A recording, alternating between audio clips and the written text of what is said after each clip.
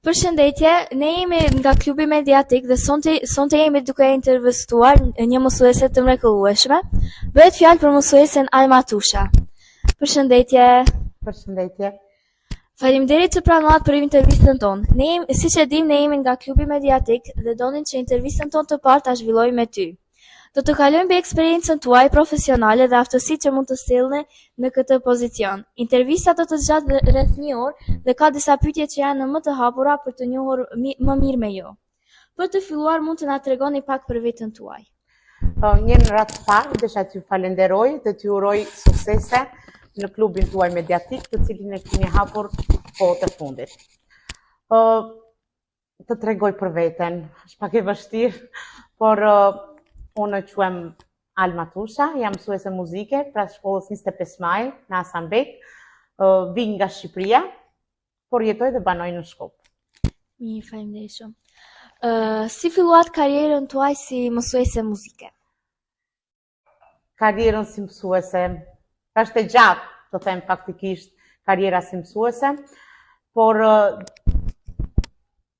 kam filluar fillimet e mia prej në vogjëli, të ndjek studimet, domethënë mësimet për muzikë, prej në klasën e parë, dhe pastaj duke vazhduar shkollën e mesme dhe fakultetin gjithashtu për muzikë. Të gjitha i kam pasur në degën e muzikës. Domethënë ka natyralisht. Po kështu thonë. Dashuria për muzikën. 1% talent, 99% punë. Mirë. A ke pasur mbështetje për këtë profesion?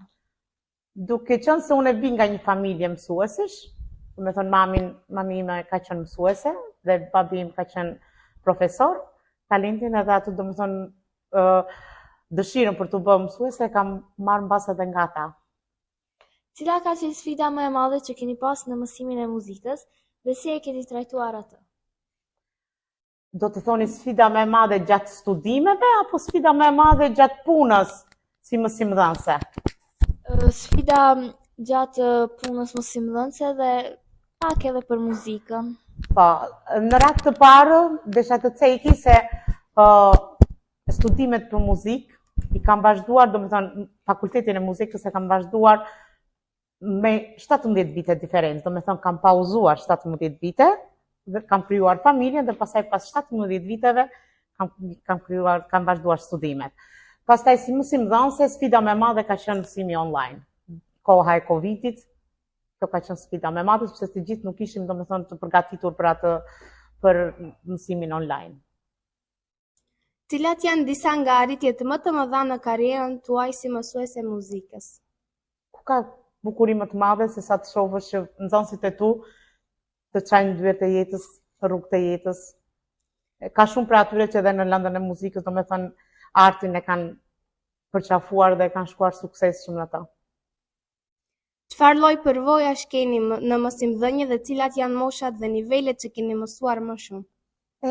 Te përvoja është pak janë të ndryshme, sepse kam punuar në 15 vite që punoj si mësimdhënëse e lëndës të artit muzikor, kam punuar me nxënës të vegjël, domethënë me nxënës të shkollës 9 vjeçare dhe me nxënës të shkollës mesme.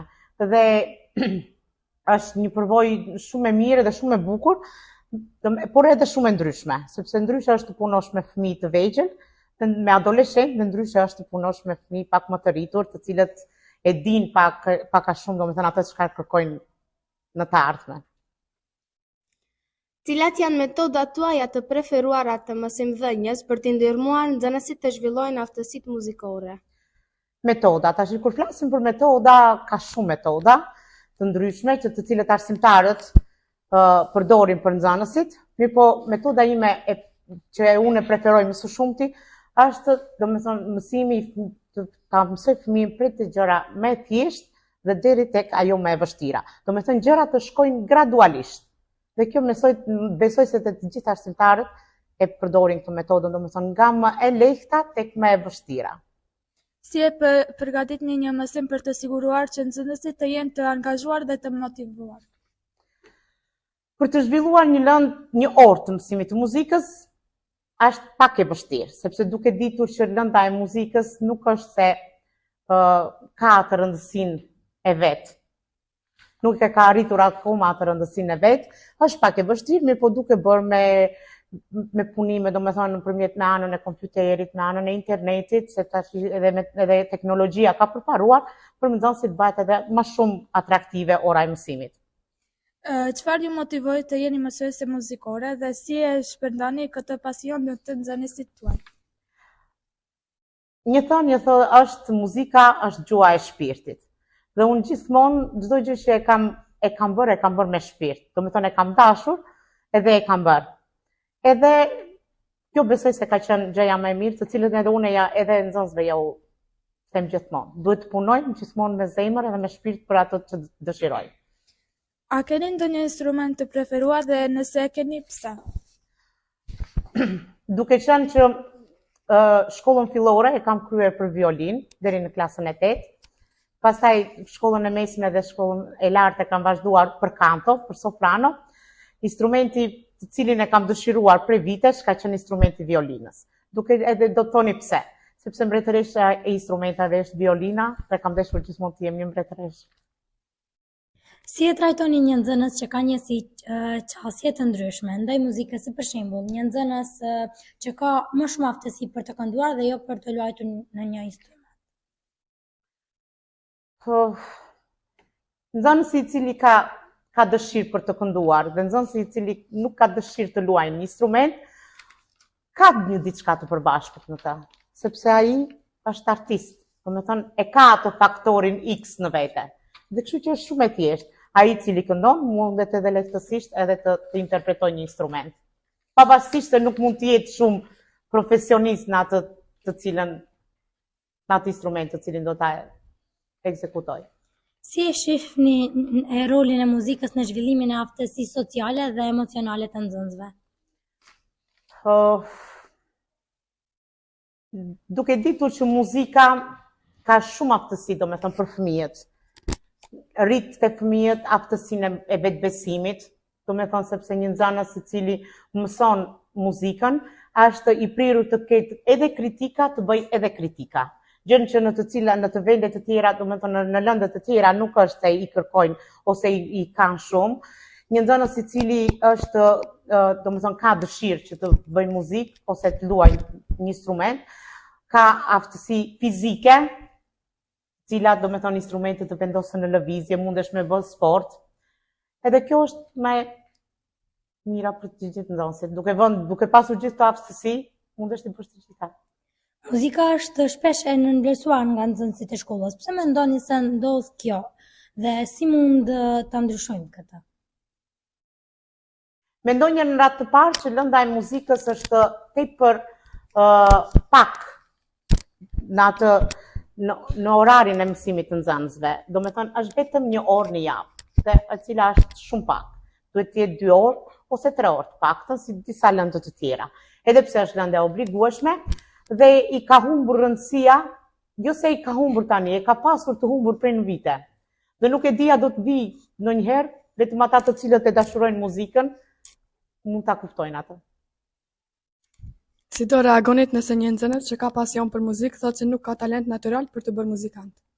Unë mendoj që nuk do reagoja, po do t'i tregoja atij nxënësit që nuk është gjithçka që të kesh talent, se mund të jesh shumë i talentuar dhe mundesh, do me thonë, nuk punon edhe nuk ke asnjë sukses.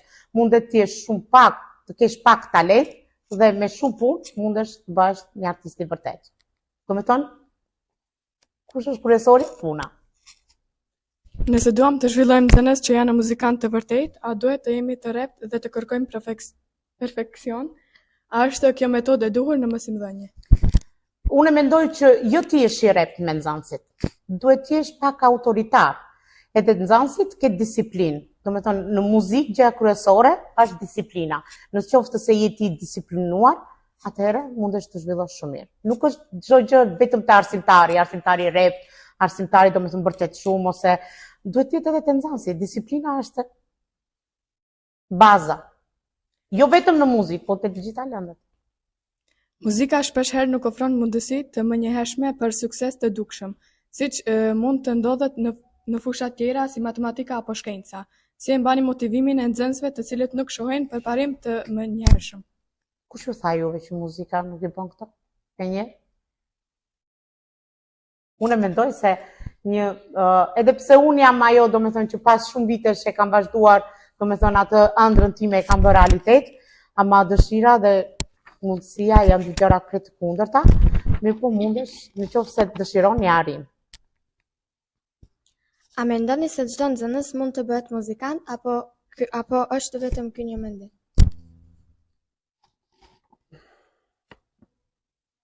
Mendimi im është që edhe po, edhe jo. Duke ditur që të gjithë e kemi një faktor X, se thash edhe më herët, do me thënë të gjithë kemi një talent, ama e kemi talentin për muzika, e kemi talentin për piktur. Muzika, piktura, letërsia janë art. Matematika është shkencë, muzika gjithashtu është shkencë, të gjitha ndërlidhen njëra me tjetrën. Si i ndihmoni nxënësit që kanë frikë të performojnë para audiencës dhe si mund ta thyejnë këtë barrierë?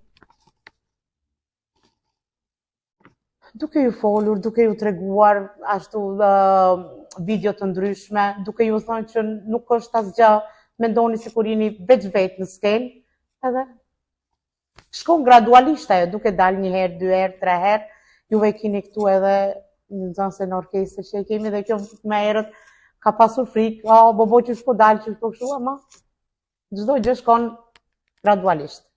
Nëse do të mund të ndryshon diçka në sistemin arsimor lidhur me mësimin e muzikës, çfarë do të ishte ajo?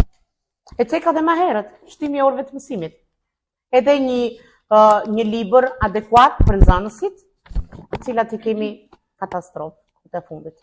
Edhe gjithmonë ka qenë kështu, ama domethënë librat, tekstet shkollore, edhe mësimi kohës gjatja e orëve, domethënë mësimore gjatë javës.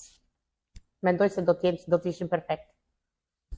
Atëherë, faleminderit shumë për kohën që ndatë me ne sot. Ishte një kënaqësi e vërtet të bisedonim me ju dhe të mësojmë më shumë rreth pozicionit dhe mundësive që ofronin. Pyetjet dhe përgjigjet që këmbyem ishin jashtëzakonisht të dobishme dhe na ndihmuan të kuptojmë më mirë përshmëritët dhe vizionin tuaj. Faleminderit edhe një herë për mundësinë që na dhat. Ishte një kënaqësi të flisnim me ju dhe shpresoj të kemi mundësinë të punojmë së bashku në të ardhmen. Ju uroj shumë suksese. Faleminderit edhe unë ju uroj shumë suksese ju në të ardhmen. Faleminderit shumë. Faleminderit.